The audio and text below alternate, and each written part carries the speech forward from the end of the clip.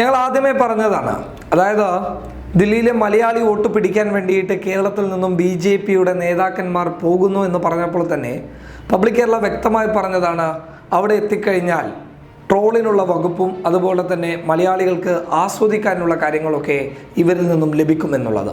എന്നാൽ ഇപ്പോൾ ശോഭാ സുരേന്ദ്രനെ കണ്ടം വഴി ഓടിച്ച ഒരു വാർത്തയാണ് അല്ലെങ്കിൽ ഒരു റിപ്പോർട്ടുകളാണ് അവിടെ നിന്നും ലഭിക്കുന്നുള്ളത്. അതായത് ഈ കേരളത്തിൽ പ്രസംഗിക്കുന്നത് പോലെ, അതായത് കേരളത്തിലെ പലയിടങ്ങളിലും അവർക്ക് സ്വാധീനമുള്ള പ്രദേശങ്ങളിൽ പോയി അവർ ഇല്ലാ കഥകൾ പഠിച്ചു വിടുന്നത് പോലെ ദില്ലിയിലെ രോഹിണി സെക്ടർ 17 അയ്യപ്പ ക്ഷേത്രത്തിൽ അവിടെ ഉള്ള ഒരു ഉത്സവത്തിൻ്റെ ഭാഗമായിട്ട് അവിടെ എല്ലാവർക്കും സദ്യ ഏർപ്പെടുത്തിയിരുന്നു.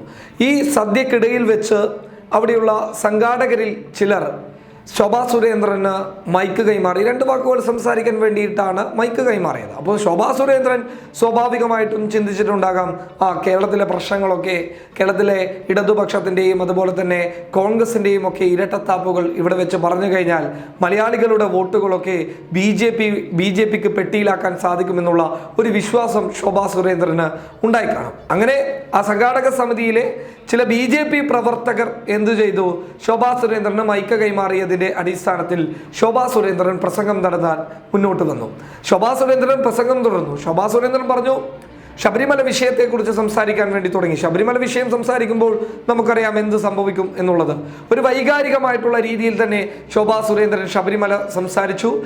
ശബരിമലയിൽ ഞങ്ങൾ അനുഭവിച്ച പീഡനങ്ങളെക്കുറിച്ച്, അതായത് ഇവരൊക്കെ അവിടെ പീഡനങ്ങൾ അനുഭവിച്ചിട്ടുണ്ട് എന്നതാണ് ഇവർ പറയുന്നത്.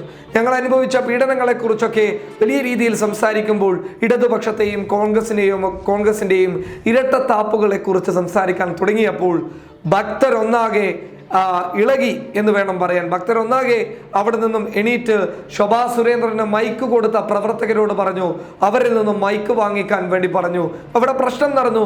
ഒടുവിൽ ശോഭാ സുരേന്ദ്രനോട് പറഞ്ഞു, ഇവിടെ വന്ന് ദില്ലിയിൽ വന്ന് നിങ്ങൾ രാഷ്ട്രീയം സംസാരിച്ചോ, അതും ക്ഷേത്രത്തിൽ വന്ന് രാഷ്ട്രീയം സംസാരിക്കാൻ വേണ്ടി മുന്നോട്ട് വന്നു കഴിഞ്ഞാൽ ഞങ്ങൾ അതിനെ തടയും. നിങ്ങൾക്കൊരിക്കലും ഈ ക്ഷേത്രത്തിൽ വന്ന് രാഷ്ട്രീയം സംസാരിക്കാനുള്ള അവസരം ഞങ്ങൾ നൽകുകയില്ല എന്ന് ഭക്തർ ഒന്നടങ്കം പറഞ്ഞപ്പോൾ ശോഭാ സുരേന്ദ്രൻ മെല്ലെ മൈക്ക് കൈമാറി തടി തപ്പുകയാണ് ഉണ്ടായിട്ടുള്ളത്. അതാണ് ഞങ്ങൾ ആദ്യമേ പറഞ്ഞിട്ടുള്ളത്, ദില്ലിയിൽ ഇവരുടെ ഈ രാഷ്ട്രീയ നാടകം നടക്കുമോ എന്നുള്ളത്. എന്തടിസ്ഥാനത്തിലാണ് BJPയുടെ ദേശീയ നേതാക്കൾ ഇവരെ ദില്ലിയിലേക്ക് ക്ഷണിച്ചത് എന്നുള്ളതാണ് ഞങ്ങളെ ചിന്തിപ്പിച്ചിട്ടുള്ളത്. മറ്റൊരു കാര്യം, ഇവർക്ക് മൈക്ക് കൈമാറിയ അവിടെയുള്ള BJPയുടെ പ്രവർത്തകർക്ക് ഏകദേശം അവരുടെ കമ്മിറ്റിയിലെ കാര്യത്തിൽ ഏകദേശം ഒരു തീരുമാനമുണ്ടായിട്ടുണ്ട് എന്നുള്ളതാണ് വ്യക്തമായിട്ടുള്ളത്. അതായത് അവിടെയുള്ള ഭക്തർ വലിയ രീതിയിൽ ദേഷ്യപ്പെട്ട് മുന്നോട്ട് വന്ന് ഈ മൈക്ക് കൈമാറിയ ആളുകൾക്കെതിരെ ശക്തമായിട്ടുള്ള നടപടി എടുക്കണമെന്ന് വരെ ആവശ്യപ്പെട്ടിട്ടുണ്ട് എന്നുള്ളതാണ് ലഭിച്ച റിപ്പോർട്ടുകൾ വ്യക്തമാക്കുന്നുള്ളത്. News desk public Kerala.